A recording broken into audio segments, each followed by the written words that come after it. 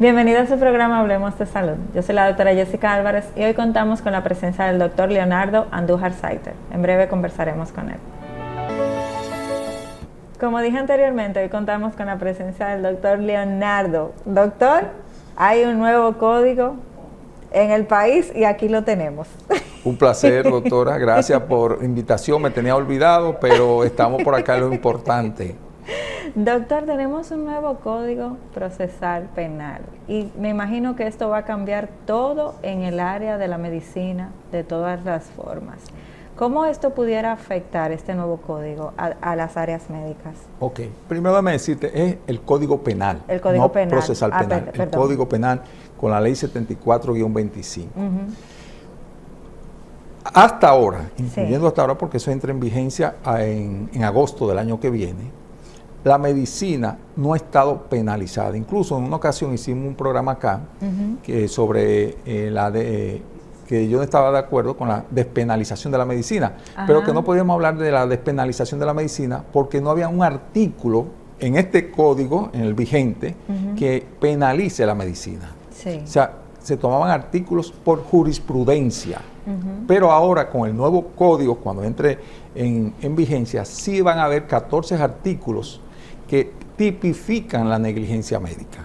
Okay. O sea, que es primera vez que vamos en toda la historia de la sociedad dominicana que vamos a tener el ejercicio médico penalizado. Sí.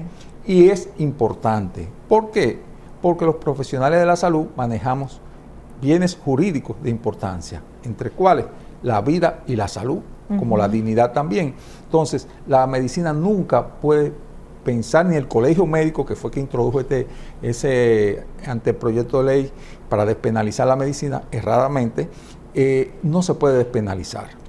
Ahora, con este código, sí hay 14, ya ahí sí está tipificado, desde el aborto, desde la parte del delito culposo, doloso, ya la falta en cuanto al cuidado, ya el profesional de la salud no puede abandonar el paciente. Sí. O sea que ya está bien reglamentado, va a estar.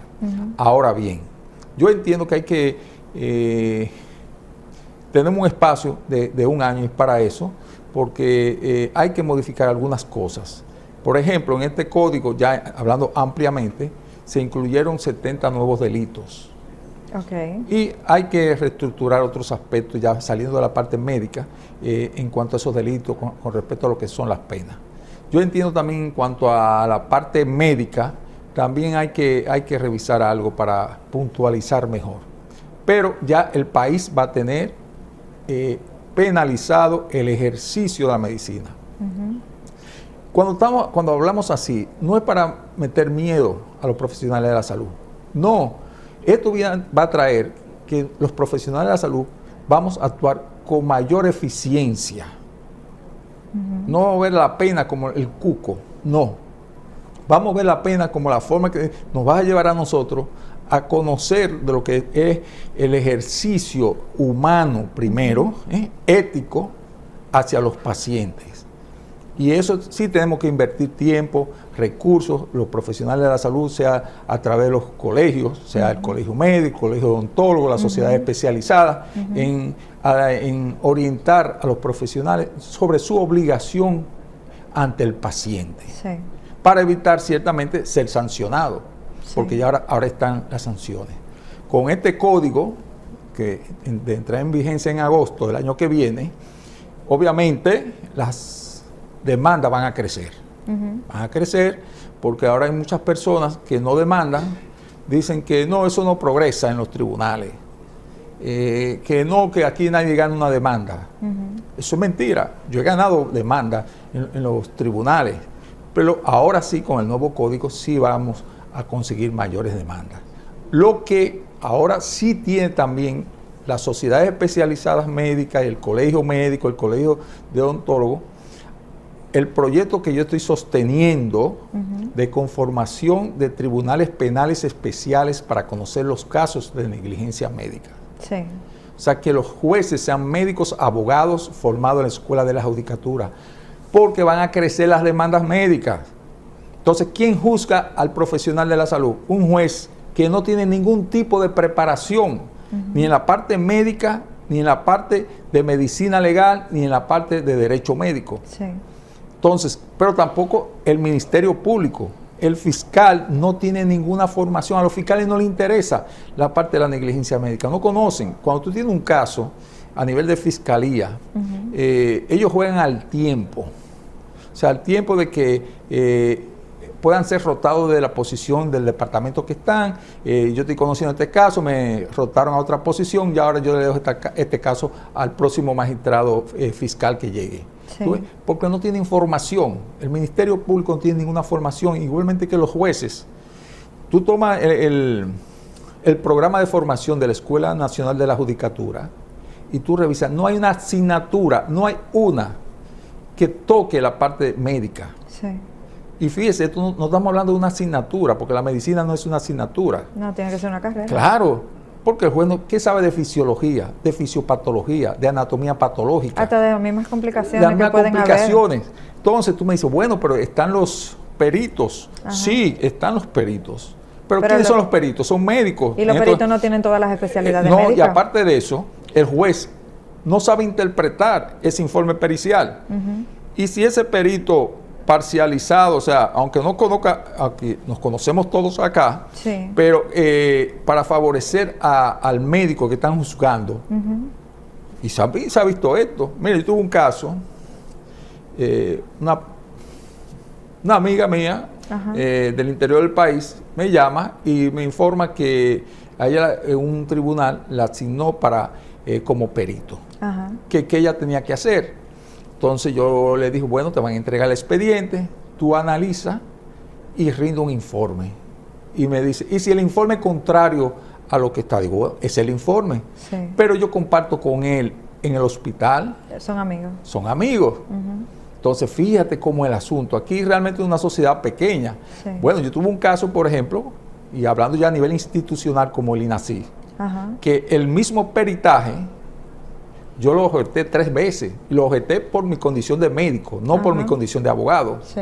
O sea que todavía aquí no estamos fortalecidos, aunque se están dando cursos de peritaje, las universidades están graduando diplomados, pero no es eso, hay algo ético, algo también de socialización, de que nos conocemos mucho. O sea que yo no creo mucho, en pocas palabras, sobre el informe pericial. Ahora, si yo tengo una formación para yo rebatir lo que está en ese informe, sí, obviamente. ¿Qué es lo que busco? Que el juez sea médico, abogado, formado en la Escuela de la Judicatura. Sí, pero tú me acabas de mencionar una parte, que es la del diplomado, que hay personas que se están haciendo. Sabemos que la carga de diplomado, de posgrado, de maestría no es la misma. Exacto. Ni tampoco la validación. ¿Qué pasa? Que muchas veces la población va al médico, nunca averigua si tiene diplomado, posgrado o maestría. Pasan las negligencias médicas por la falta de preparación. Entonces, cuando suceden estas situaciones, ¿de quién es la responsabilidad? ¿Del doctor o del paciente que tampoco se informa y se pone en manos de cualquier persona? Bueno, lo que pasa es que el paciente entiende que ese profesional que está en determinado punto, ese centro que ofrece ese servicio, lo está ofreciendo con calidad, ciertamente. En todo caso, el paciente fue sorprendido, lo que pudiéramos decir. Sí. Pero realmente eso es la parte del peritaje y eso es el profesional que elige, selecciona, la terna que selecciona el tribunal, y entonces buscan estos 3 especialistas, por ejemplo, si son cardiólogos, 3 cardiólogos para conocer este caso, pero el juez no sabe ese informe pericial, de verdad, si en verdad está hecho con toda la honestidad y qué puede ser realmente, si es una falta, un error, ¿o qué? Entonces yo entiendo que necesita elevar la calidad del juzgador. Y es importante que el colegio médico, el colegio odontológico, porque ya los odontólogos están siendo demandados, se pongan a uno con respecto a este proyecto de conformación de tribunales penales especiales para conocer los casos de negligencia médica, porque van más casos para los tribunales ahora, Entonces, imagínense, con ese poder que da el Código Penal ahora, con esos artículos, va en desventaja el profesional de la salud. Entonces, el asunto no está que el profesional de la salud vaya en desventaja o los pacientes, las víctimas, sino es crear una tutela judicial efectiva. O sea, que ambas partes, en igualdad de derechos, ventilen su situación. Aquel que se siente lastimado, que busque su resarcimiento, su sanción, en fin, lo que sea, y sanciona al que afectó, pero con una tutela judicial efectiva, que no la tenemos ahora. Ahora mismo, un juicio a nivel penal es una suerte que se corren tanto el profesional de la salud como la víctima, el paciente, por la sentencia que emite el tribunal. Te puede sorprender. Tú crees que tú tienes la ganancia de causa y resulta que no, porque el juez interpretó de esa manera. El juez no sabe, por ejemplo, lo que es una alcalosis respiratoria, por decirte algo, una acidosis metabólica, acidosis respiratoria, nada de esto. Entender eso, porque no es el concepto, es la fisiopatología de todo esto. Si uno como profesional de la salud le costó tanto tiempo aprender esto en las universidades, imagínate un juez, porque haga una lectura, no va a saber. Y hay una parte que son las complicaciones propias de las condiciones individuales de cada paciente. Así es. Que es una tómbola también. Así es, exacto, así es. Es que mira, óyeme, es que esta parte médica es lo que estamos buscando, una jurisdicción especializada, así como existe la jurisdicción de niños, niñas y adolescentes. O sea, no todos los jueces pueden ser de esa jurisdicción. Se exige una serie de requisitos porque es un sector muy sensible. El interés superior del niño, la parte psicológica, sociológica. O sea, así mismo sucede. Por ejemplo, existe también la jurisdicción inmobiliaria. También existe la jurisdicción de tránsito. O sea, son jurisdicciones especializadas. Entonces, la jurisdicción de medicina, de negligencia médica, debe ser especializada. No todos los jueces. Y también con un ministerio público especializado. Porque, por ejemplo, en la jurisdicción de niños, niñas y adolescentes, hay ministerio público para niños, niñas y adolescentes especializado. O sea, no es el fiscal que está allí en homicidio. No, es un fiscal especializado. En casos de niños, y en las leyes de los niños. Y eso buscamos nosotros para la parte de las negligencias médicas. Totalmente. Doctor, ¿qué hay de diferente entre lo que era viejo y lo nuevo o sea, ¿cuáles son las sanciones que pudiera tener a un médico con este nuevo código? Cárcel, quizás, o sea, ¿qué es lo que cambia? Porque antes siempre estamos de acuerdo que siempre uno busca la forma de cómo llegar a un acuerdo, de no tener que llegarlo, pero van a haber personas que quizás porque la pérdida fue muy grande, van a querer llegar a juicios de fondo, van a querer llegar hasta las últimas consecuencias. ¿Estas consecuencias van a ser más monetarias o también hay penas de cárcel que van a ser bien significativas? Fíjate, cuando hablamos de la parte penal, hablamos de sanción. Sí. O sea, aunque también viene la parte económica, los accesorios, si tú demandas penal con lo civil. Sí. Pero realmente la parte penal es sanción. Comparado el actual código, que es el artículo 319 y 320, y con los otros artículos del nuevo código, no varía el monto de la sanción, el nivel de sanción, los años de prisión, no. Lo que sí está claro, por ejemplo, hay algo que los profesionales de la salud siempre han estado renuentes a aceptar, que por ejemplo el artículo 319 habla de homicidio involuntario. Es un término que tú le preguntas a un profesional de la salud y se pone, óyeme, reacio, pero yo no soy un delincuente. O sea, por ahí que lo ha tomado. Sí. Ahora, con el nuevo código, ese concepto ya para los profesionales de la salud no es válido. O sea, no va a estar en ninguno de los artículos así mismo. O sea, que desde ese punto de vista ya el profesional de la salud puede sentirse más tranquilo. Porque ahora va a ser accidentes que puedan suceder. Exactamente. Por ejemplo, un acto doloso, culposo, que regularmente el profesional de la salud nunca ha tenido el interés de provocar daño. No, totalmente. Eso es cierto. Pero provoca un daño, hace un daño. Entonces ese daño tiene una consecuencia, ¿tú ves? También está la parte, y está tipificado así, la omisión. O sea, porque el profesional de la salud es sancionado por hacer o no hacer. O sea, hice algo mal hecho o dejé de hacer algo que Sí. correspondía. Ajá. Entonces, la omisión está incluido entre los artículos del nuevo código. ¿Tú ves? Sí. Y la parte de cuidado, la obligación de cuidado. O sea, el profesional de salud no puede abandonar al paciente. Ya eso está tipificado en el nuevo código. ¿Tú ves? O sea que se ha ido avanzando. Yo entiendo que el código ya en sentido general, independientemente de la parte médica, es un código que ha venido a adecuar lo que son las condiciones punitivas nuestras, que no es el ideal. Estamos de acuerdo, como siempre pasan las cosas, que hay que en este espacio de un año darle ciertas puntaladas, arreglar ciertas cosas, sí también, pero creo que es un código de avance para el país. Sí, pero usted me acaba de... Siempre sabemos que casi siempre cuando hay una negligencia, el paciente en la mayoría de las veces tiene la razón, pero también somos un país que somos muy creativos. Y ahorita incluso estábamos hablando fuera de cámara de cómo siempre tratan de aprovecharse. No pudiera pasar el caso contrario, donde una población se quiera dedicar a hacerle daño a médicos para conseguir, económicamente, sacarle dinero, como quien dice, Sí. al doctor. ¿Cómo el código protegiera a un doctor en dado caso de que personas se den a esta práctica? Porque también lo vemos, discúlpeme, fuera de acá en Estados Unidos. Yo me caí, voy a demandar la ciudad, voy a vivir súper chulo. Entonces, esto pudiera comenzar a pasar en nuestro país, se pudieran poner creativos los pacientes. Entonces, en la parte del código, ¿dónde está esa protección que pudiera tener el médico que está haciendo sus cosas bien hechas y que no está incurriendo a negligencias ni a malas prácticas? Primero, óyeme, el paciente tiene un derecho, le asiste un derecho de demandar. Y digo el paciente porque estamos hablando de la parte médica. Sí, todo claro. aquel que se siente afectado por la acción del otro tiene derecho a afectar, a demandar. Es un derecho que le asiste. Ahora, yo sé por dónde usted va. Oye, ¿cuál es el problema? Son los abogados más que los pacientes. Aunque los pacientes, para todos los pacientes, todo es negligencia médica. Ahí caemos también. El paciente no es médico y entiende que ese doctor cometió una negligencia y vamos a aceptársela porque hay un dolor por el medio. Ahora, ¿qué pasa? ¿Quién está llamado a aclarar eso? En un primer paso, el abogado. Ahora, el abogado es médico. Volvemos y caemos en la posición del juez.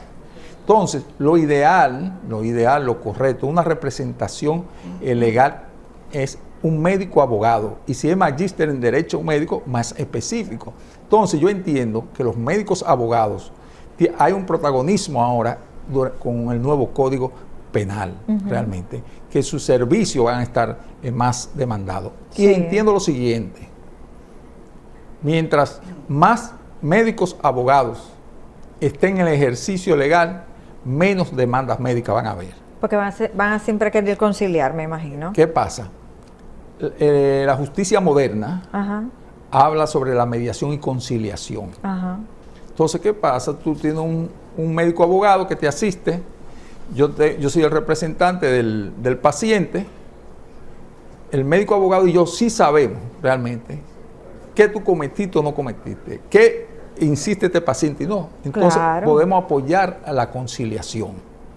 Entonces, cuando el abogado, que no es muy dado, los abogados no son muy dados a la conciliación, porque ven la parte económica, totalmente. O sea, dilatar el proceso y hablar de un proceso judicial, es un el dinero. Tipo que sea, el tipo, además de lo económico, la sobrecarga emocional y el tú llevar a un profesional de la salud a un tribunal, o sea, donde tú no has sido formada en la salud universitaria para un caso como este, yo entiendo que debe reforzarse la parte de la conciliación.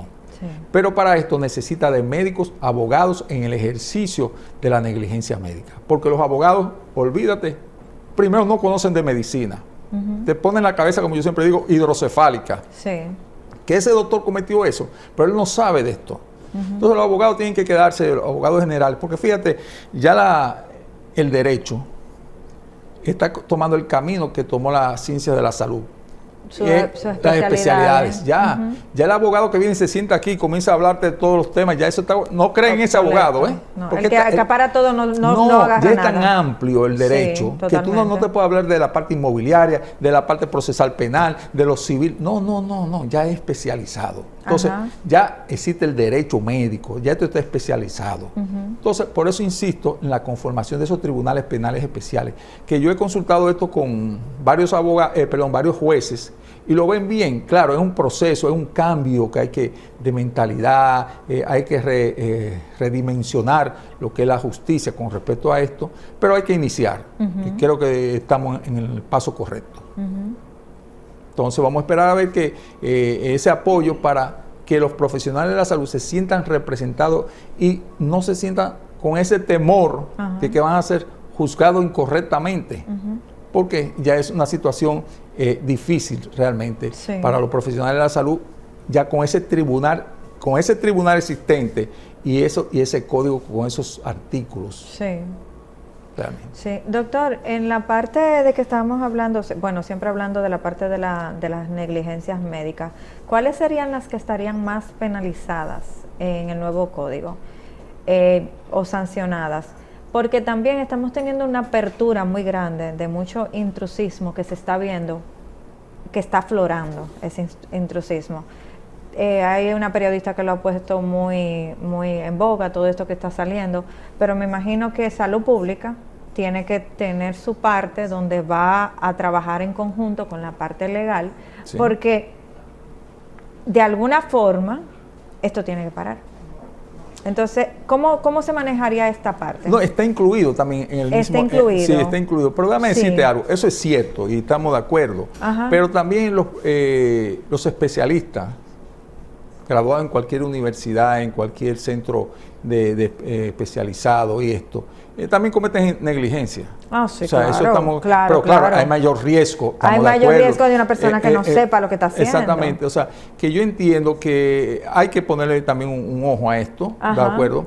Pero las negligencias van a estar, es que esto viene desde la antigüedad, del 1750 a.C., ya se está hablando de negligencia médica. O sea, ya en ese entonces, el profesional que ejercía, por ejemplo, la cirugía y cometía una negligencia, le amputaban un brazo, una mano, para que no lo volviera a cometer más. Entonces pasa que ha ido evolucionando, obviamente, vienen los derechos humanos, vinieron la parte civil y todo eso. Obviamente ya estamos en una sociedad, en un mundo moderno, ya hay principios, ya hay todo está reglamentado, pero siempre las negligencias van a estar. Lo que hay que minimizarla. Ahora el código, volvemos a insistir, el código penal la está acentuando. Doctor, así con la modernización, y sabemos que también vinieron los consentimientos informados, que están todos estos consentimientos que se supone que el médico, porque sí o porque sí, debe cuidarse con los consentimientos informados. ¿Usted no cree que tal vez algunos médicos, para protegerse, entren dentro de ese consentimiento informado, que no se puedan tomar acciones legales contra ellos, o esto sería algo ilegal? Se lo digo porque generalmente firmamos, no leemos lo que estamos, y a veces son 3, 4, 5 páginas, y nos hacemos todo está bien en la fe, pero puede que se pongan creativos con esta parte. Entonces, ¿qué tan funcional sería que yo firme esto porque no lo leí y luego tenga una situación de negligencia y quiera demandar? Mire, el consentimiento informado tiene, como yo siempre digo, un ritual. Y al quien debe interesarle ese ritual, ese cumplimiento al profesional de la salud. Tú no puedes someter a un paciente a una presión para que te firme un consentimiento informado. ¿En qué sentido presión? Un paciente que esté en tu consultorio hoy, mira, te voy a hacer una cirugía, fírmame acá. No, eso no tiene ningún tipo de validez. Tú primero tienes que explicarle al paciente cuál es el procedimiento que tú lo vas a hacer, las posibles complicaciones, tanto en la parte técnica como en la parte de algún medicamento que tú puedas utilizar, en fin, todo lo que tú entiendas según tu área. Explicarle. Después que tú le explicas, escribir esto. Después que tú lo escribes y lo leas, no te lo tienen que firmar ahí. O sea, eso se necesita otra consulta. Tú se lo puedes entregar y debe entregarle ese consentimiento informado para que se lo lleve a su casa y comience ya a socializarlo con el esposo, con los hijos, o quiera buscar una segunda opinión. Cuestión de que cuando regrese al consultorio, el paciente llegue consciente, por eso consentimiento informado. O sea, yo consiento como paciente y tú informas como paciente, como profesional de la salud. Entonces ya yo no puedo alegar que yo firmé un consentimiento informado bajo presión. Ya entiendo. Porque el consentimiento informado, si es firmado bajo presión, por ejemplo, en una habitación que tú estés ingresado, y te pongas a firmar, eso no tiene validez. Eso se anula en los tribunales. Y mucho menos en un quirófano, que tú tienes una solución puesta y venga la enfermera, mire, señor, señora, firme aquí. No, eso, firma. Igual, por ejemplo, en emergencia de los centros de salud. Muchas veces vemos que vienen a que tú firmes. Digo, firma, eso no tiene ninguna validez. Si se presenta una situación, eso lo anulamos, lo objetamos a nivel de los tribunales. Sí. Porque eso no son las condiciones idóneas para firmar. Exactamente. Entonces, el profesional de la salud tiene que hacer énfasis en esto. Conocer qué otras enfermedades tiene ese paciente. Dedicarle tiempo a eso, porque, déjeme decirle, el consentimiento informado no exime de responsabilidad al médico, al profesional de la salud. Ahora, si no lo tiene, lo condena. Pero lo creen. Claro. Pero lo creen. Sí, no, pero espérate. El paciente, el profesional de salud puede poner lo que quiera ahí. Pero en el tribunal se discute eso. Sí. Y ningún profesional de salud puede poner, puede ponerlo. No, pero me refiero a que generalmente que usted no me puede demandar, que usted sí. no me puede... Que usted no me puede demandar porque usted me firmó y lo que se escucha es que mucho. él está coartando un derecho al paciente. Entiendo. No, entonces yo te estoy validando ya que tú me vas a cometer una negligencia y yo no te voy a demandar. Exacto. No. ¿Y mis derechos fundamentales? ¿Dónde están? Entonces, lo que yo creo que debe hacerse un consentimiento transparente para ambas partes. Y caemos en el tema esencial, que es la relación médico-paciente. La más importante. Si hay una buena relación médico-paciente, independientemente que haya o no consentimiento informado, mi experiencia me dice esto, Sí. Si hay una buena relación médico-paciente, no te demandan, aunque tú hayas cometido una negligencia. Yo he tenido casos que el cirujano cometió una negligencia, el esposo de esa paciente quería demandar al cirujano.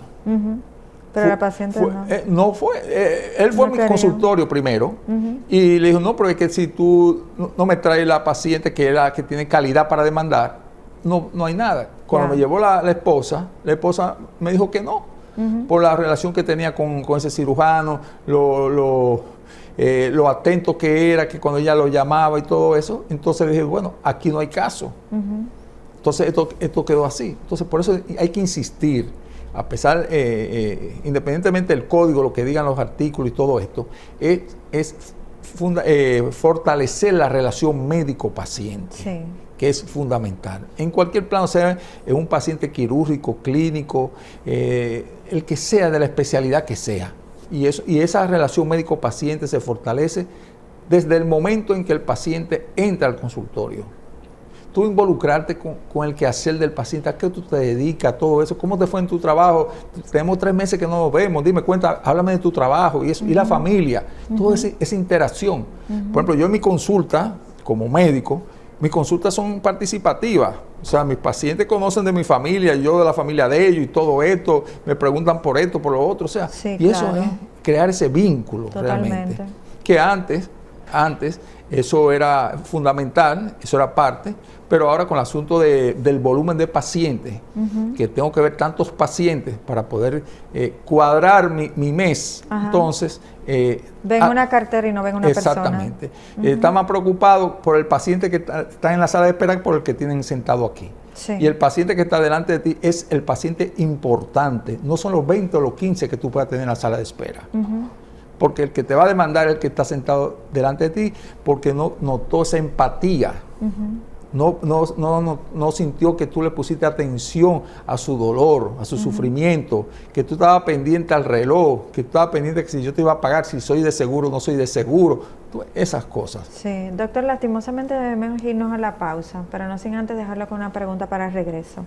Quiero que volvamos a hablar nuevamente del acceso a la información que debe tener un paciente con respecto a sus fichas clínicas, porque todavía nos encontramos con muchos lugares donde dicen yo no puedo pasar eso porque eso nos pertenece, y esas cosas siempre hay que mantenerlas claras con la población. En breve regresamos con su programa Hablemos de Salud.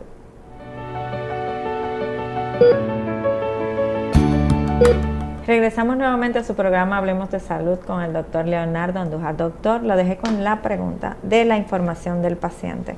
Porque todavía, aunque lo hemos dicho muchas veces cada vez que usted ha venido al programa, todavía nos encontramos con situaciones donde cuando un paciente decide ir a donde otro médico y necesita su información de su ficha clínica, no le quieren dar la ficha clínica porque dicen que le pertenece a la clínica o al hospital o al donde sea que lo hayan atendido. Doctor, ¿qué tan cierto sigue siendo esto o no lo es? Mira, hay lo que se llama la privacidad y la confidencialidad del paciente, Ajá. que lo establece la Ley General de Salud, pero este nuevo código 74-25 también está protegido.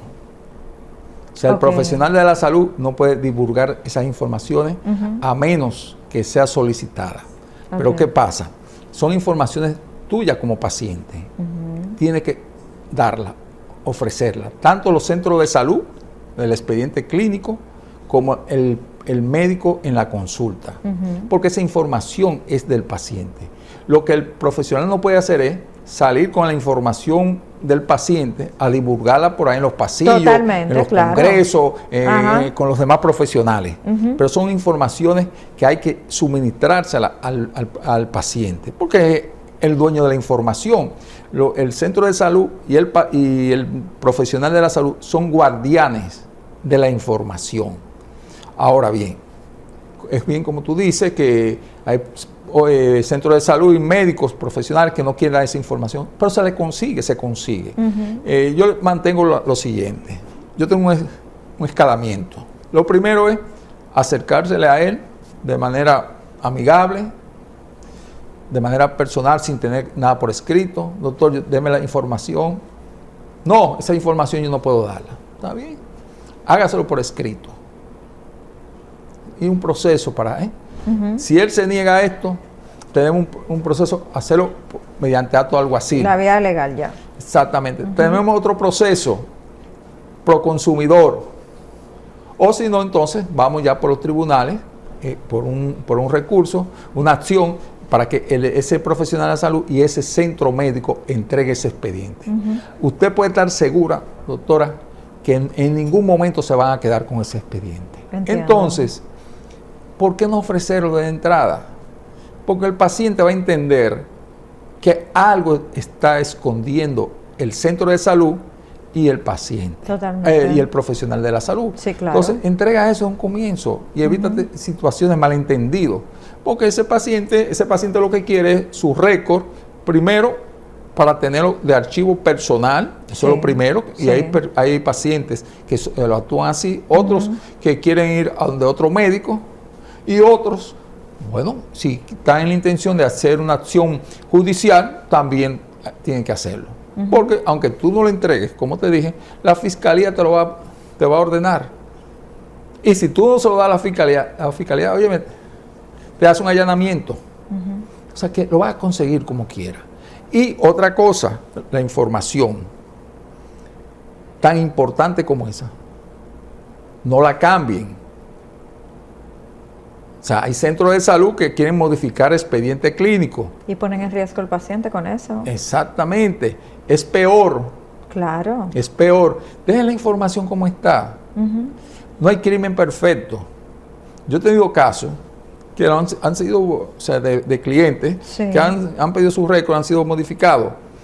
Y cuando porque no hay crimen perfecto, cuando tú comienzas a leer, a revisar ese expediente, tú te das cuenta que lo anterior no coincide con esto. No con los resultados, claro. Exactamente. Que, no, que entonces, tuvo que haber un camino. Exacto. Entonces, en un juicio, en el tribunal, que se debata todo esto, entonces se va a ver que hay una falsedad en escritura, todo. Claro. Entonces, se complica más el asunto. Claro. Y yo creo que, vuelvo y te digo, eso no facilita la conciliación.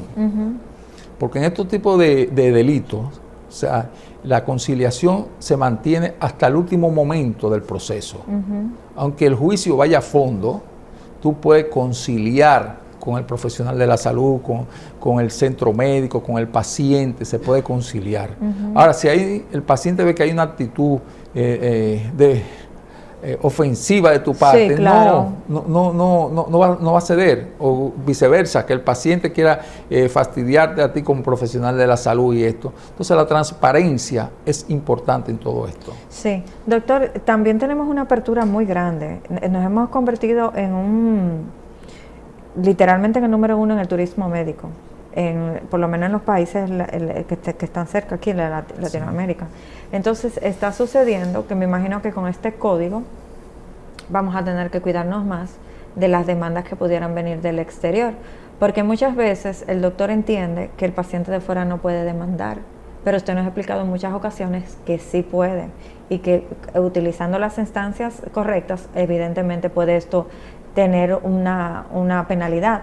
Entonces, en cuanto al turismo médico, ¿cómo usted entiende que los doctores deberían comenzar a cuidarse?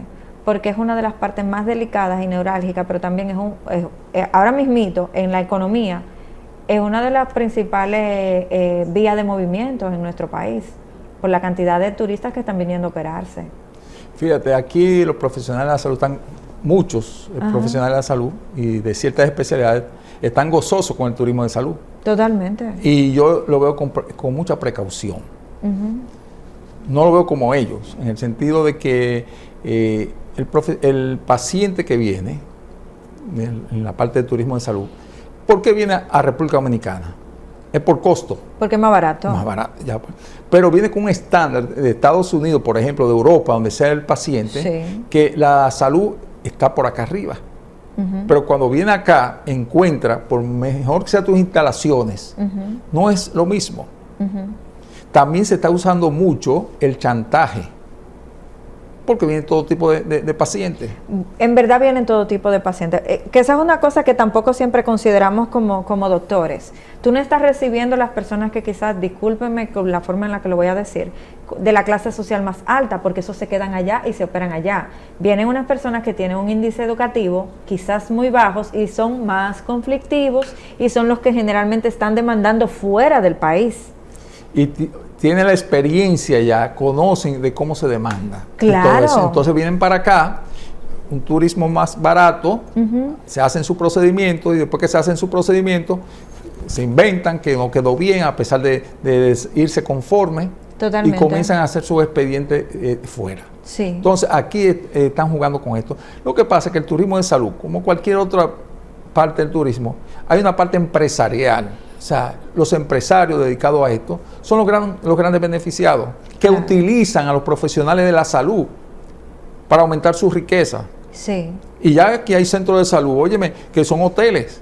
Sí. Son hoteles. Sí. Y los que terminan realmente afectados son los profesionales de la salud, los cirujanos estéticos, los odontólogos, otro tipo de cirugía, pero realmente hay que tener mucho cuidado con esa promoción a nivel de las redes y esto en cuanto a abrirle los ojos al paciente. Porque un paciente que viene, que no te conoce a ti, porque regularmente uno en el ámbito de nosotros, el paciente que te llega, tú lo ves siempre. Exactamente. Se convierte en parte de ti. Alguien le habló de ti aquí, esa cosa. Pero el paciente que viene del exterior no te conoce, no te conoce. Entonces viene con todas esas situaciones que ya conoce por allá. Con esa maleta. Exacto, de malicia. Y a veces viene con una maleta de mala práctica de allá y quiere que aquí tú le resuelvas, no resolver, quieres que tú hagas magia con su mala práctica de allá. Así es. Y termina tú afectado aquí, demandado. Totalmente. Y si no, en una situación difícil. Imagínate, entonces, el profesional de la salud dominicano que se vea con esa presión de que un paciente extranjero se está demandando.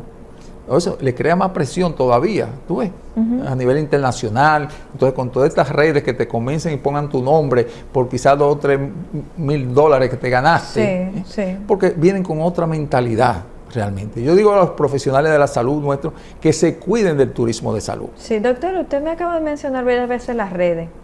Y yo quisiera preguntarle, desde su punto de vista como médico abogado, ¿qué usted piensa de esta apertura que tienen muchos profesionales de la salud de brindar sus servicios a través de las redes? Pero a veces veo que las informaciones de sus pacientes ruedan entre las redes para enseñar que yo sí sé hacer el trabajo, presentar el producto. ¿Qué tan peligroso puede ser esto a nivel legal? Claro, tú estás condicionando al paciente. Fíjate, nosotros, los profesionales de la salud, tenemos una obligación de medio, no de resultados. En algunas áreas sí existe obligación de resultados. Okay.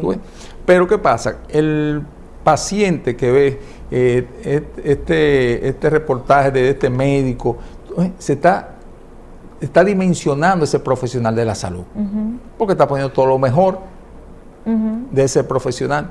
Pero cuando va a la consulta, entonces dice, pero ven acá, no fue lo que yo vi. O quizá era un caso ideal. Quizá un caso ideal y quizá también retocado, como se... Retocado, totalmente, claro, entonces, totalmente. Yo, bueno, lo que pasa es que cada quien actúa como entiende y eso. Yo no soy muy dado a lo que es la publicidad desde el punto de vista en las redes de esto. O sea, realmente. Y la forma tú también creas falsas expectativas. Sí, y la forma también en que se venden a veces, que yo siento como si fuera que se mercadea mucho la parte económica de esto que tan mal visto se ve legalmente, doctor. ¿A qué me refiero? A veces me salen especial de tal cosa, no, como si fuera ropa. Una actividad comercial como otra cualquiera. Como si fuera ropa, como si fueran zapatos, entonces... La parte ética. ¿Se afecta más la parte ética o también legalmente esto puede afectar de legal cierta no, forma? porque fíjate, si tú no produces un daño, no hay falta. O sea, si no hay una falta y no produce un daño, no hay un caso. ¿Tú ves? Sí. Pero si, obviamente, provocaste una falta y ocasionaste un daño, sí hay un caso ahí. Pero la parte ética, realmente, incluso los códigos de ética, tanto del colegio odontológico como del médico, lo que pasa es que eso está desfasado ya, los mismos directivos han permitido esto. Pero en esa parte hay unos que se llaman intercambio, ¿verdad? Imagínense que una persona haga un intercambio conmigo y yo le haga el trabajo para mover su imagen en las redes sociales y ese trabajo quede mal. Este paciente que hizo ese intercambio puede demandar. Claro. Aunque hayamos llegado a un acuerdo donde él no me dio económicamente nada, sino que utilizamos la imagen. No, pero hay un compromiso. Ajá. Claro.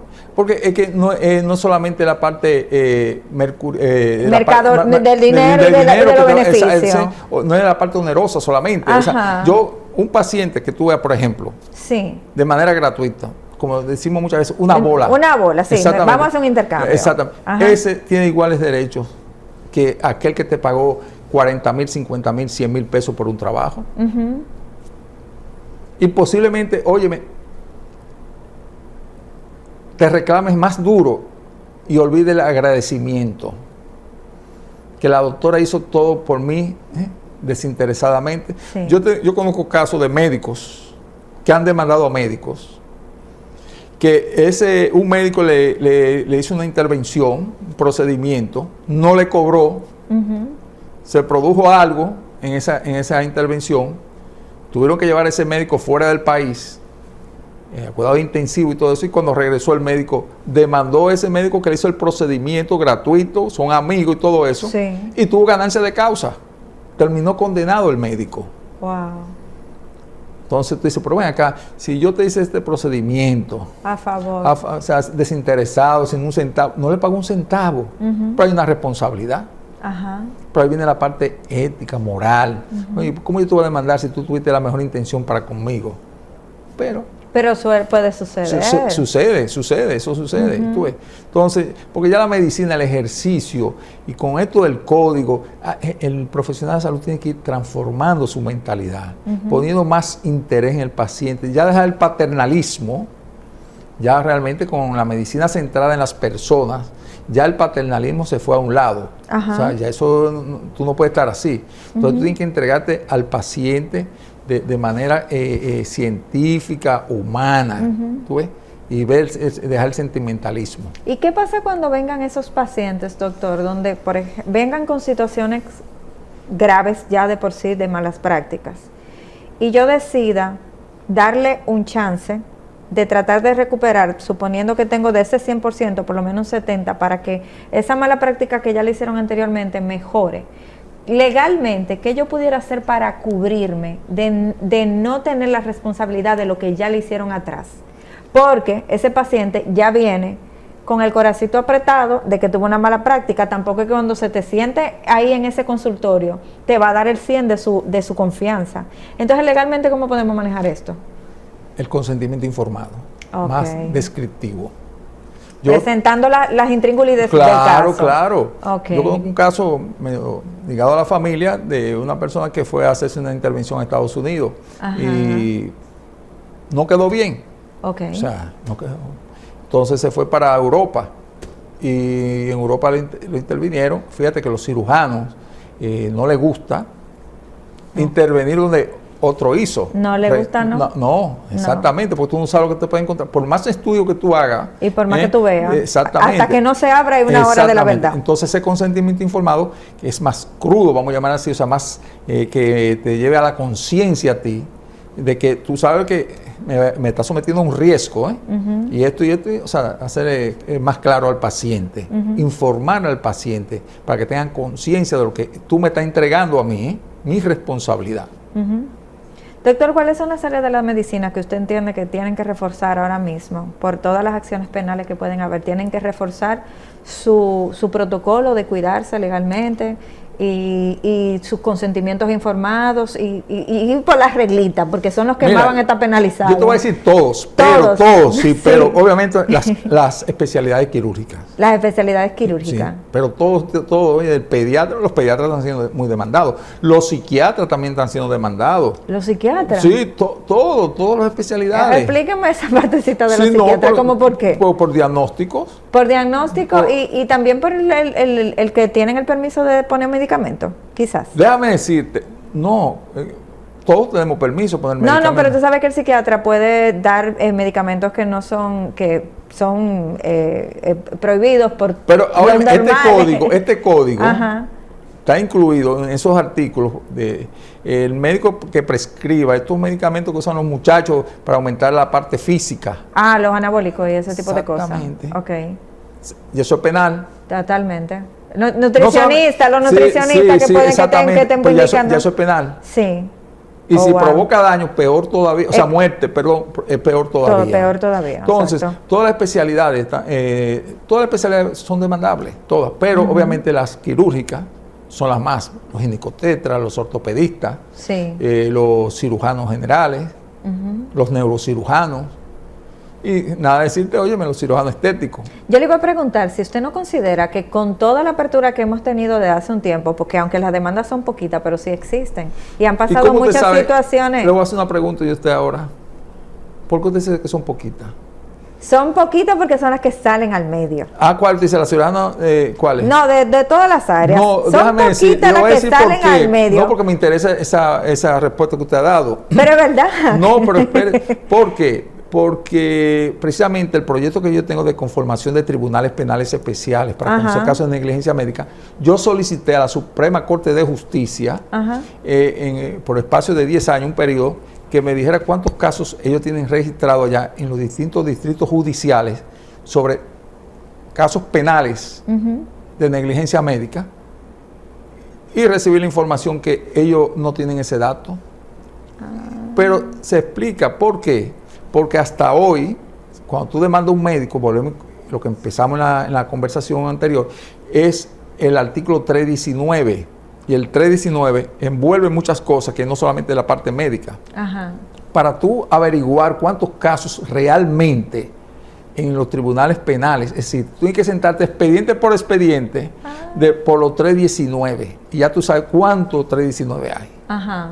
Yo tengo una certificación de la Suprema Corte de Justicia que dice eso, que ellos no tienen ese dato. Exactamente. Entonces no podemos hablar ni de mucho ni de poco, si vamos a ser objetivos. ¿Y entonces cuáles son los casos que salen? ¿Lo que generalmente hay alguien interesado en que se sepa? No salen porque cada quien, por ejemplo, a veces la misma fiscalía se encarga de esto, la víctima regularmente se encarga de esto. De hacerlo saber. Exactamente, porque entienden que la parte mediática, hay jueces que se dejan presionar, ¿tú ves?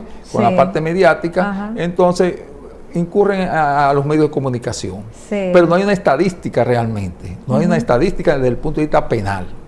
Entiendo. Doctor, le voy a tirar una última pregunta, porque lastimosamente se nos acaba. Es peligrosa la última. Es peligrosa la que le voy a tirar. ¿Qué pasa con esos doctores que han tenido situaciones recurrentes con pacientes que hasta han muerto en sus quirófanos y no ha habido una penalización o una acción legal, donde aunque sea la falta, o sea, quitarle el ejercicio de la especialidad? ¿Qué pasa con eso? Todavía no estamos hasta ahí. O sea, realmente quitar la licencia, el S4, suprimir, han habido 1 o 2 casos, pero nosotros hemos visto, sin mencionar nombre, de profesionales de la salud, cirujanos, que hay varios casos y no le quitan, no le suspenden el S4. Todavía no hemos llegado ahí, pero vamos a llegar. Recuerda que estamos creciendo ahora con este código, con el nuevo código, o sea, que vamos, por eso insistimos en la conformación de que los profesionales de la salud se envuelvan a conocer este código y apoyen este proyecto que tenemos de conformación de tribunales penales especiales para conocer casos de negligencia médica, porque lo que le viene a los médicos, a los profesionales de la salud, a los odontólogos, enfermeras, bioanalistas, no es fácil, ¿eh? Ya. Bueno, doctor, lastimosamente se nos ha acabado el tiempo, pero yo sé que la población necesita, y sobre todo los médicos ahora van a querer su información. Tiene las redes acá para dar sus informaciones. Muchísimas gracias, estamos a las órdenes, tanto en WhatsApp, en Facebook, nuestro número es 809-910-5404.